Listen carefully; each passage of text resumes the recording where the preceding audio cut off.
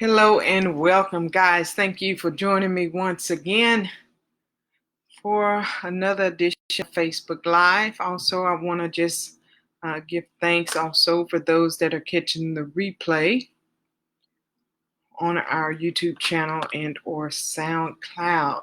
It is an honor, as always, to join you every evening, and I appreciate your time and dedication that you have for this platform, all the love and support that you've shown, guys. So indeed, I know it takes sacrifice, and even on my part, it takes commitment and sacrifice each night to prepare something and to sit here and have a conversation with you.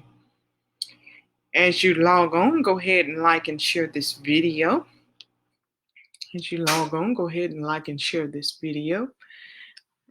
And tonight we're talking about a very sensitive subject because I believe that now is the time that we address some of the issues that are very serious.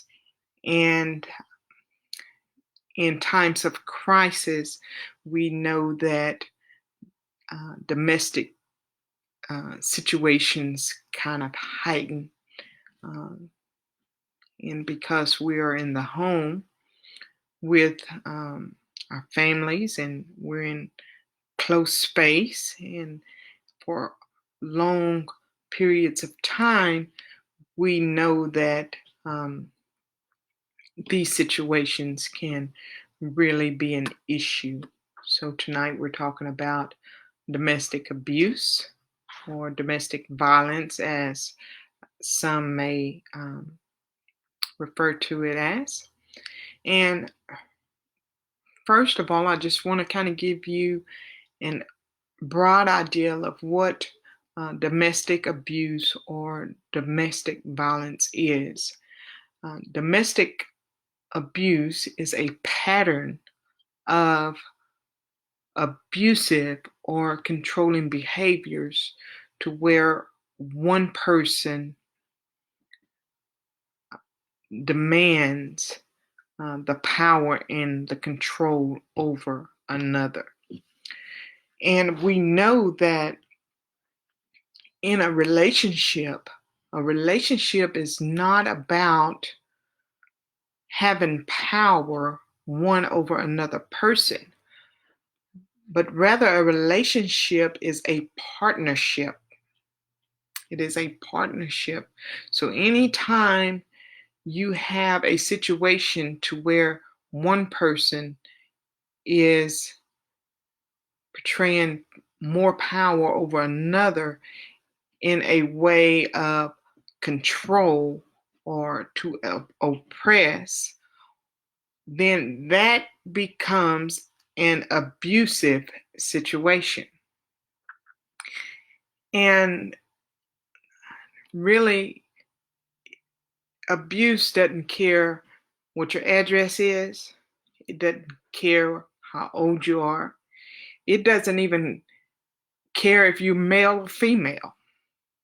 It doesn't matter if you come from a good family or not so good family, a dysfunctional family. Also, your sexual orientation.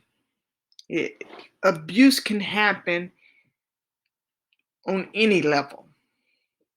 So I know that some say, well, if I have a relationship with the same sex or something, then I eliminate my chances of being abused or being hurt.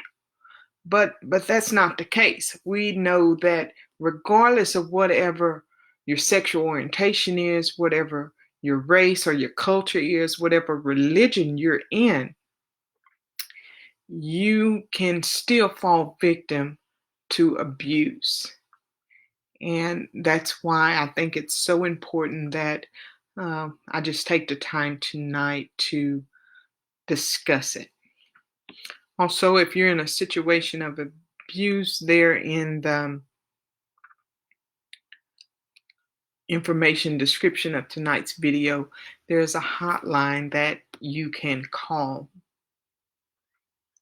So there's all forms of abuse. Abuse can be physical, it can be emotional, it can be financial, it can be sexual, and it can also come in a form of stalking and harassing. And so for young ladies, I think this is important to hear, because I think that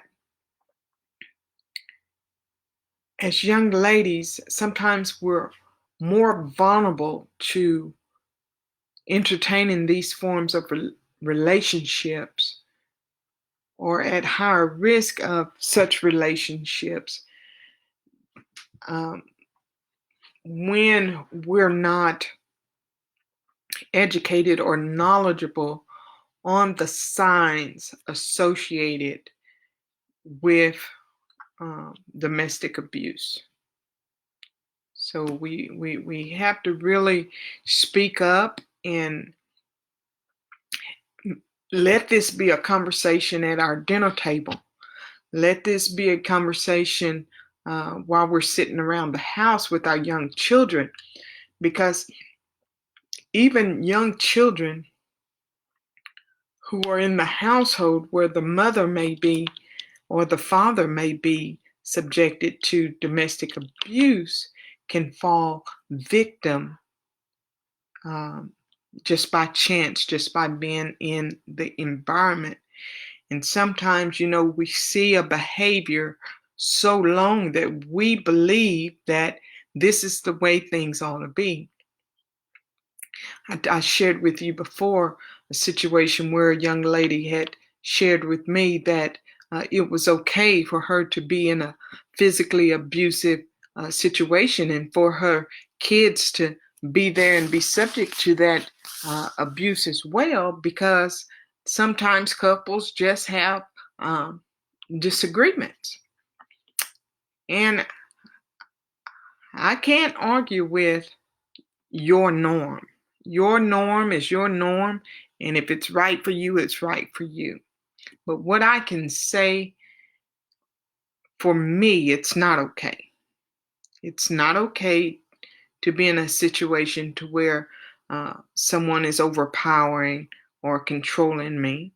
It's not okay to be in a situation to where someone is physically aggressive toward me, or emotionally, or financially, or sexually, or stalking me or harassing me. It's not okay. And it's not okay for my children to be exposed to that type of behavior.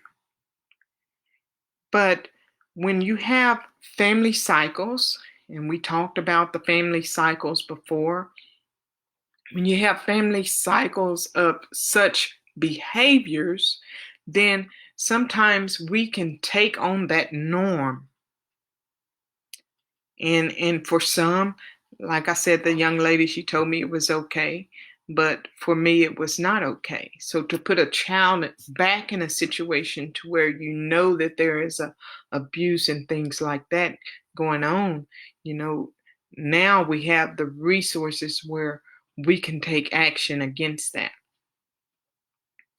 So I just wanted to share with you, just give you some ideas of what these different types of abusive behaviors or violence look like, so that you can be educated, and also, like I said, have the conversation with your children. Now is the time. Sometimes we want to wait till a situation happens before the conversation begins to take place. But I'm more a problem solver, a preventive type of person. So to know ahead of time, then while they're choosing mates, or they're choosing friends, or choosing partners for their life, they can make wiser decisions by being aware. And also for you, if you're in a situation like this, and when you become aware that this is what the situation is, then you can start creating a plan uh, for your escape or whatever it is that you need at that point. So some characteristics of physical abuse, because sometimes we think that because we're not walking around with black eyes and visible bruising and things like that, that it's not abuse. Well, um, if we're not willing to call it what it is, or if we can continue to hide behind it, then anything that we refuse to address or to expose, we're not going to uh, be able to do anything about it when we protect that, you know. So when you're ready, you'll be willing and ready to address the situation, call it what it is, and expose it, and to get the help you need to uh, make the necessary changes. Or maybe you know someone who's in a situation of such, and then you will be in a better situation or a better place to help assist uh, with the resources for helping them get a plan and to get to safety. So, on physical abuse, some of the characteristics would be biting, scratching, or even spitting, shoving or pushing, slapping or punching, burning, strangling or choking, threatening physical harm, or actually um, throwing objects, or put you in a situation to where as to threaten that harm upon you or threaten to kill you, or actually going um, into the actual act of attempt on your life. Um, Hurting your children or hurting your animals. Maybe even waking you up in the middle of the night or breaking your sleep patterns so that you're not able to get a good night's sleep, so that you're exhausted or so that you're tired. And also maybe throwing or breaking objects that are important to you, that have value to you, something that's sentimental to you. They destroy those things because they know that it has some value or you have some connection to it. Okay, so that's all risk factors for physical abuse. Okay, so even if they're not hitting you, or if they're destroying objects or something that with with less power, like the kids or the animals, then that's also a lines of a physical abuse. Okay, emotional abuse, and this is where I think that we neglect to see the signs. A lot of times we fool ourselves into being so emotionally attached to um, people that this is, uh, I think, sometimes more common than the physical abuse. It's because we have family cycles of emotional abuse or um, uh, emotional violence that we don't realize when someone has crossed the line from loving us to abusing us. Because I do believe that there is a fine line. I believe that there's a fine line between love and abuse. And that is why sometimes we can get the information confused, especially when we've never known love. When all we've known is emotional abuse, how can you identify what love is? And so we make that connection that this is love. And I've seen this also in families. I've been in the store where I've heard moms call daughters out of their names and and and just insult them and curse them. That is emotional abuse. So when we leave mom's house or dad's house and we connect ourselves to a mate, and the mate continues to do the same behavior, then we don't even realize when we've been emotionally violated. We consider it love because that's what mom did. That's what dad did. This is all I've ever known.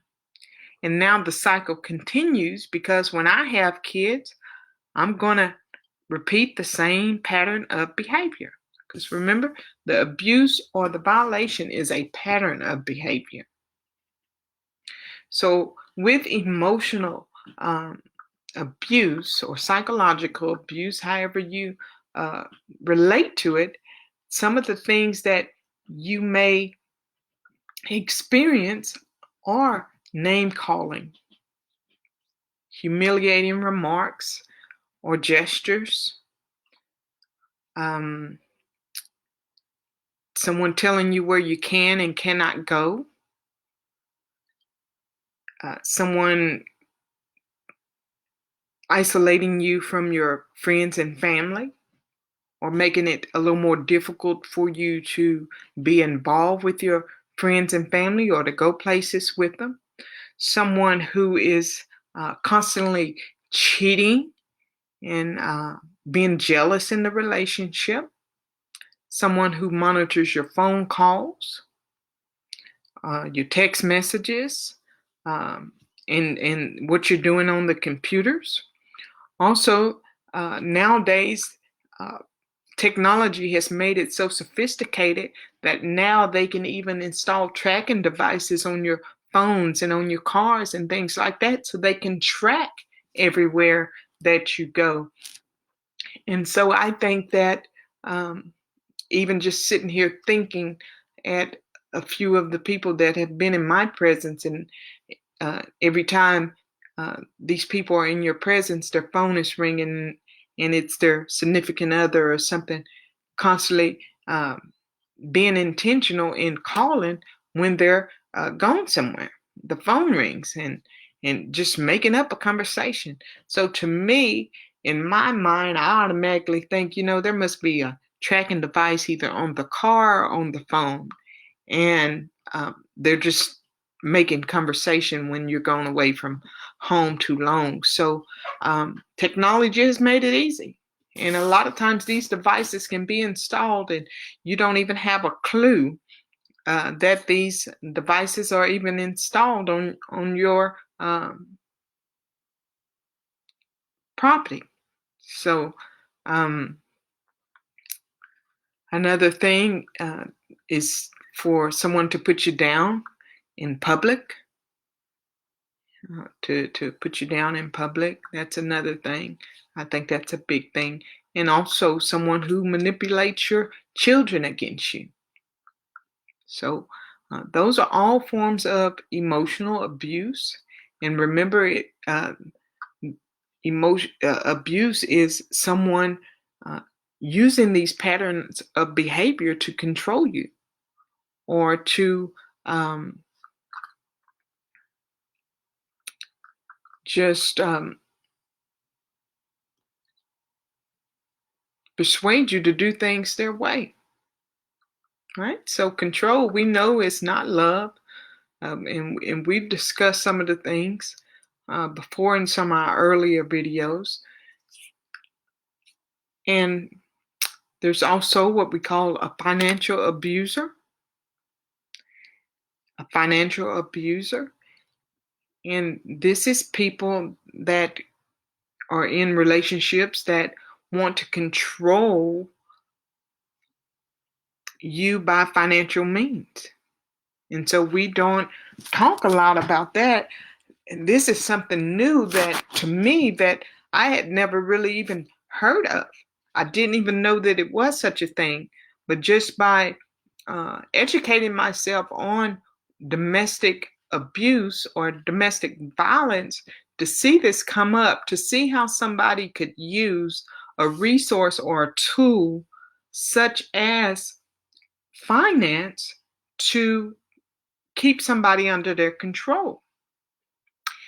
And it helps me understand so much now as a adult educator when I was teaching adult students how some of the young ladies that would come through the class who were in abusive situations